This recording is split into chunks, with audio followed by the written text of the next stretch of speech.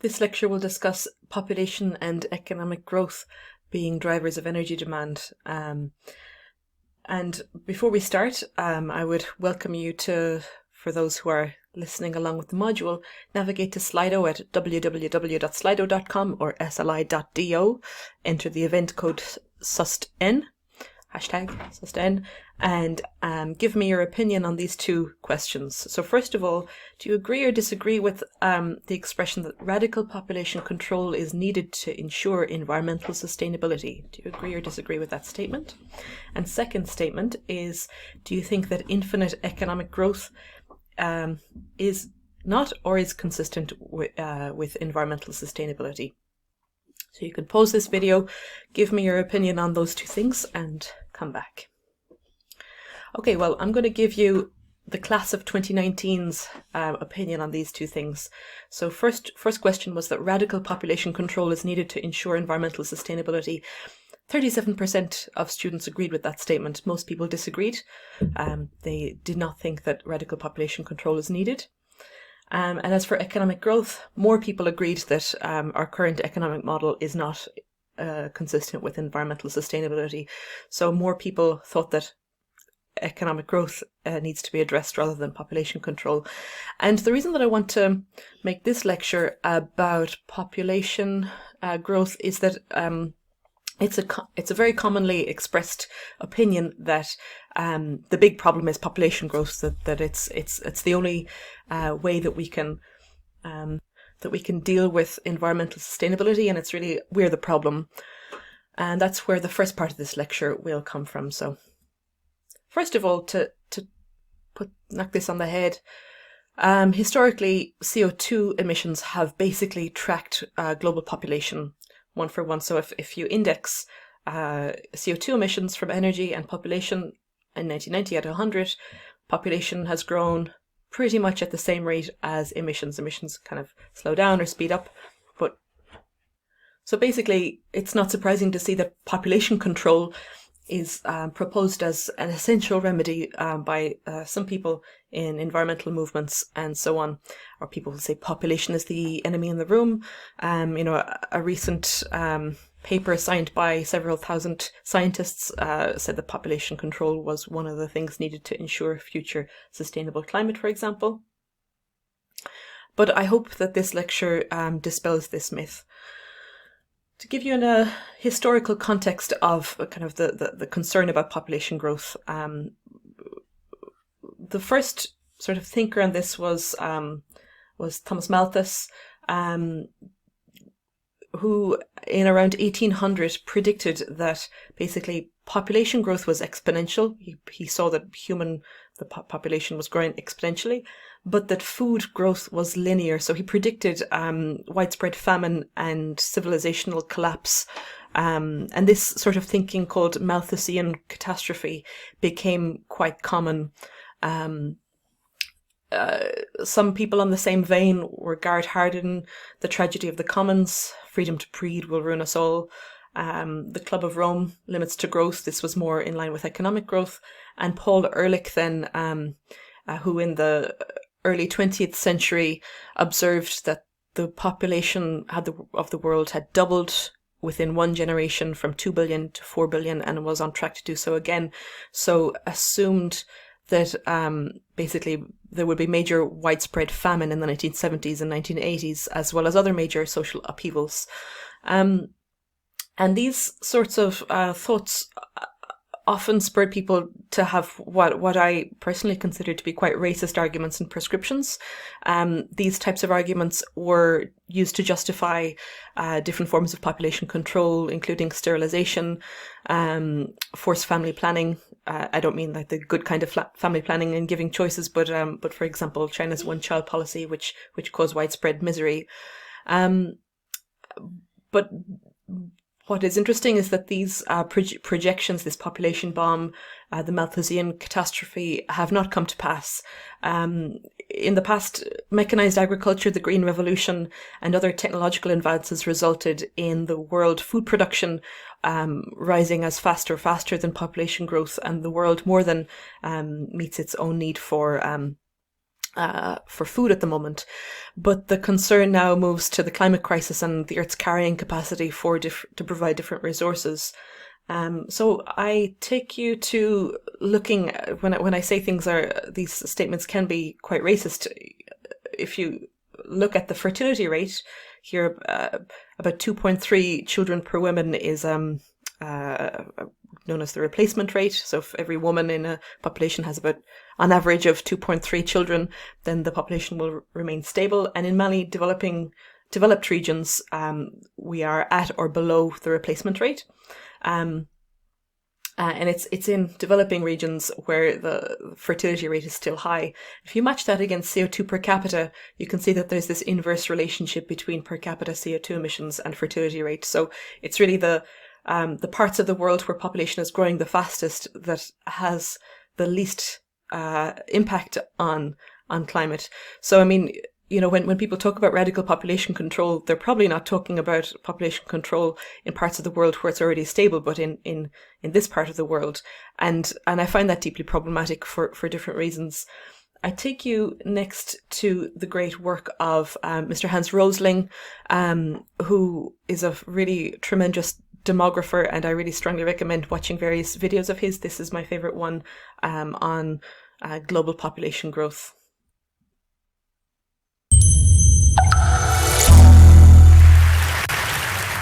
I still remember the day in school when our teacher told us that the world population had become 3 billion people. And that was in 1960. And I'm going to talk now of how world population has changed from that year and into the future.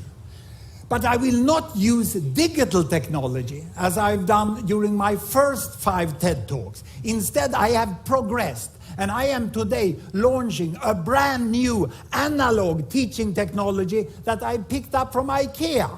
This box contains 1 billion people. And our teacher told us that the industrialized world, 1960, had 1 billion people. And the developing world, she said, they had 2 billion people. And they lived away then. There was a big gap between the 1 billion in the industrialized world and the 2 billion in the developing world. The industrialized world, people were healthy, educated, rich, and they had small families. And their aspiration was to buy a car. And in 1960, all Swedes were saving to try to buy a Volvo like this. This was the economic level at which Sweden was.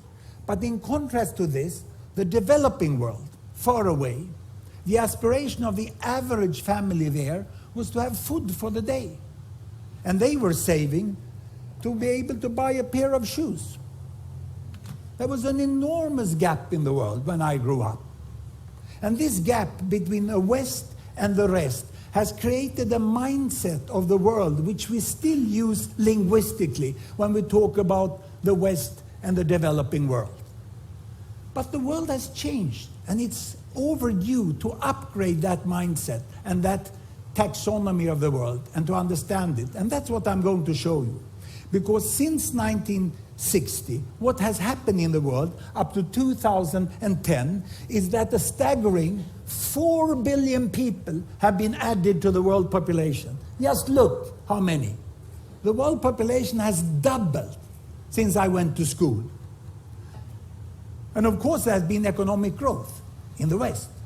A lot of companies have happened to grow the economy, so the Western population moved over to here. And now their aspiration is not only to have a car, now they want to have a holiday on a very remote destination and they want to fly.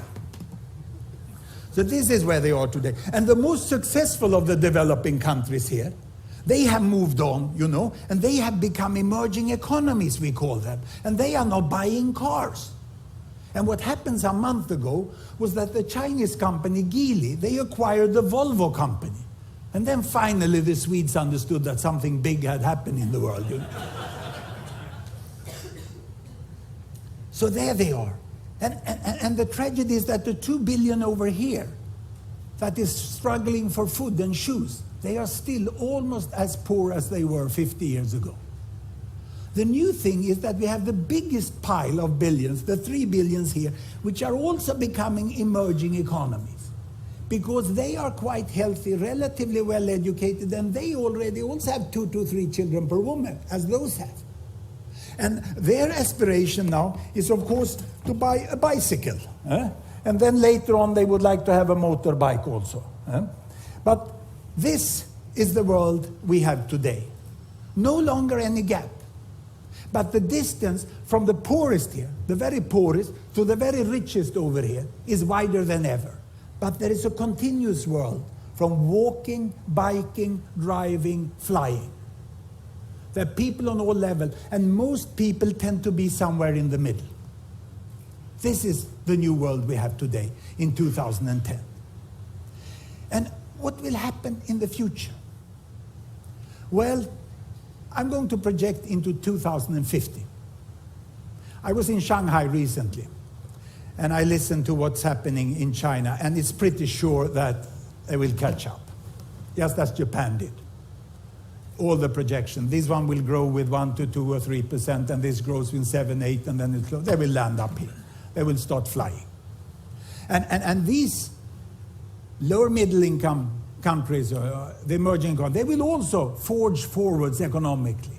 And if, but only if, we invest in the right green technology so that we can avoid severe climate change and energy can still be relatively cheap, then they will move all the way up here. And they will start to buy electric cars. Isn't it? This is what we will find there. So what about the poorest 2 billion? What about the poorest 2 billion here? Will they move on? Well, here population comes in, because there we already have 2 to 3 children per woman. Family planning is widely used, and population growth is coming to an end. Here population is growing. So these 2 billions will in the next decades increase to 3 billions, and they will thereafter increase to 4 billions. There is nothing but the nuclear war of a kind we've never seen that can stop this from happening. Because we already have this in process. But if, and only if, they get out of poverty, they get education, they get improved child survival, they can buy a bicycle and a cell phone and come here, then population growth will stop up there in 2050. We cannot have people on this level looking for food and shoes, because then we get continued population growth. And let me show you why, by converting back to the old-time digital technology. Here I have on the screen my country bubbles. Every bubble is a country, the size is population, the colors show the continent. The yellow one there is the Americas, dark blue is Africa, brown is Europe, green is Middle East, and this light blue is South Asia, that's India, and this is China. Size is population. Here I have children per woman. 2 children, 4 children, 6 children, 8 children. Big families, small families. The year is 1960, and down here child survival. The percentage of children surviving childhood up to starting school. 60%, 70%, 80%, 90%, and almost 100%, as we have today in the wealthiest and healthiest countries. Look, this is the world my teacher talked about in 1960. 1 billion Western world here, high child survival, small families, and all the rest, the rainbow of the developing countries with very large families and poor child survival. What has happened? I start the world. Here we go. Can you see, as the year passed by, child survival is increasing. They get soap, hygiene, education, vaccination, penicillin, and then family planning. Family size is decreasing. They get up to 90% of child survival, then family is decreasing. Also the Arab countries in the Middle East is falling down there. Look, Bangladesh catching up with India. The whole emerging economy world joins the Western world with good child survival and small family size, but we still have the poorest billion. Can you see the poorest billion? Those boxes I had over here? They are still up here, and they still have a child survival of 70 to 80%, meaning that if you have 6 children born, there will be at least 4 who survive to the next generation, and the population will double in 1 generation. So the only way of really getting world population to stop is to continue to improve child survival to 90%. That's why investments by Gates Foundation, UNICEF and aid organization, together with national government in the poorest countries, are so good. Because they are actually helping us to reach a sustainable population size of the world. We can stop at 9 billion if we do the right things. Child survival is the new green. It's only by child surviving that we will stop population growth. And will it happen? Well, I'm not an optimist. Neither am I a pessimist. I'm a very serious possibilist. It's a new category where we take emotion apart and we just work analytically with the world. It can be done. We can have a much more just world with green technology and with investments to alleviate poverty and global governance. The world can become like this. And look at the position of the Old West. Remember when this blue box was all alone, leading the world, living its own life? This will not happen. The role of the Old West in the New World is to become the foundation of the modern world.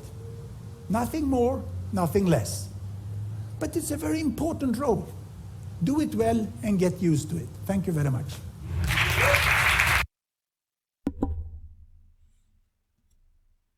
Okay, I think Hans Rosling says it much better than I can, but I'd like to reiterate some of the points in that really excellent video, and you can look yourself on that link and at other videos by Hans Rosling on population growth. What really has driven global population growth? It has been driven by two things, only two things: the fertility rate and the death rate. The death rate is driven by life expectancy. So many people think that the fertility rate in many countries is much higher than it is, but the number of children born per year in the world has actually stopped growing. It stopped growing in 1990. So the acceleration in population growth stopped in 1990.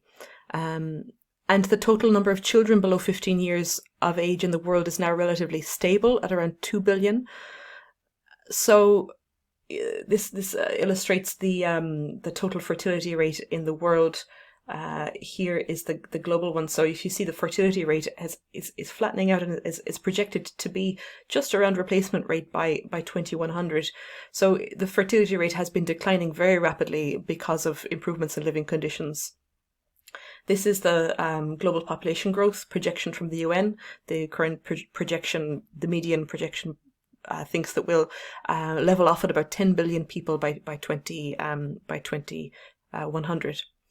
And in fact, it's interesting that population growth is actually mainly caused by people living longer. The death rate has slowed down, so it's less a case that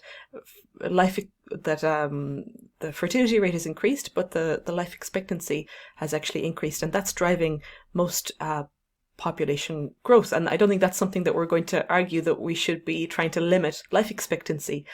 So that's why we see that, if developing countries manage to get out of poverty, reduce the fertility rate to a reasonable level, then population growth will actually be stable. It's not something that we can impact that much. This is a very striking graph, something that Hans Rosling showed in that video, that child mortality is very strongly related to the average rate of population increase. And can you imagine 1 in 5 or less children dying before the age of that they go to school before the age of 5? I mean, that must be one of the most tragic things that can ever happen to a family, and this is actually commonplace in many countries. But when that number comes down, then naturally the population increase also comes down.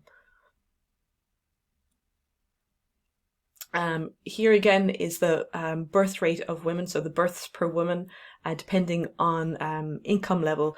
And that's not just at a country level, that's within different income levels in countries. So there's a very close relationship between the income level and total fertility rate. And it's not just at a country level, it's also within countries. So usually the poorest income quintiles have the highest population rate. Fertility rates go up in times when life is perilous, when there's a risk to children surviving, when there's risks to food. And so when you provide that stability, when you provide that human development growth, the population naturally comes down. So there, in conclusion, there's another video that you can take there on population growth, which I'd recommend. What decreases fertility? Again, another very nice source there from Our World in Data. I really recommend that if you're interested. Low child mortality, so improving health conditions. So the greater the chance that your children that you have will live to adulthood, the fewer children that you'll have. Female education and empowerment. So there's positive feedbacks. Women become employed. They have opportunities in work, and then that causes this positive feedback. It increases development, and then it decreases further fertility rates, because there's a high opportunity cost of having children. Anyone who's told you they take a huge amount of investment, and if you have loads of children, you can't participate in the labour market unless there's very good childcare. So why I wanted to discuss this head on is that it's very troubling to discuss overpopulation, and that's a very loaded term for environmental reasons. And you see it coming back. You see people talking about overpopulation, and I just wanted to highlight that it has quite a dark history, quite anti-immigrant and racist undertones from different parts of some kinds of environmental movements, and radical population control never ends well, I would say. What works is economic development, women's education, empowerment, which is great, but we shouldn't do these things for the sake of climate. There are global sustainable development goals for these for a reason. Next, we talk about economic growth, which is a bit more black and white for me, a bit less black and white for me.